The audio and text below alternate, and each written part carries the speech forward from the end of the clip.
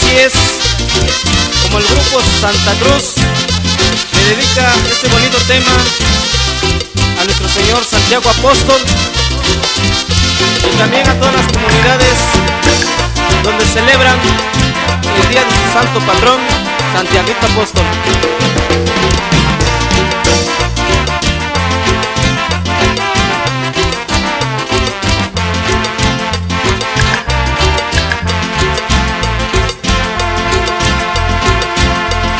El 24 de julio festeja el santo patrón a Santiago Apóstol en mi pueblo Coicoyán.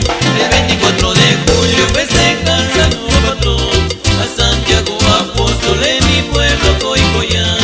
El día 23 empiezan a bailar la danza del Santiago con su primer desafío.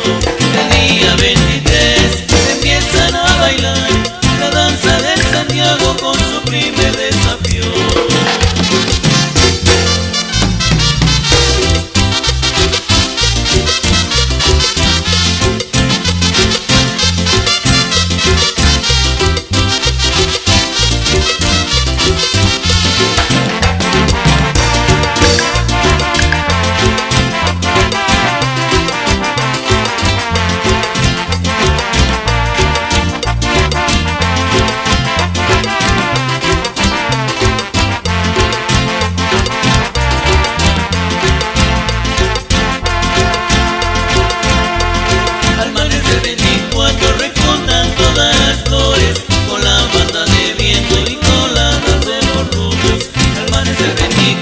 Recordan todas las flores con la banda de viento y con la danza de los lunes.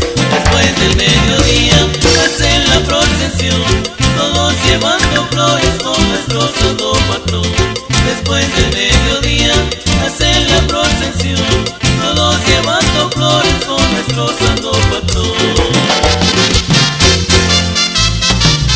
Y también con mucho cariño enviamos saludos especiales a toda nuestra gente que se encuentra radicando en la Ciudad de México, que también celebran nuestro santo patrón, Santiago Apóstol.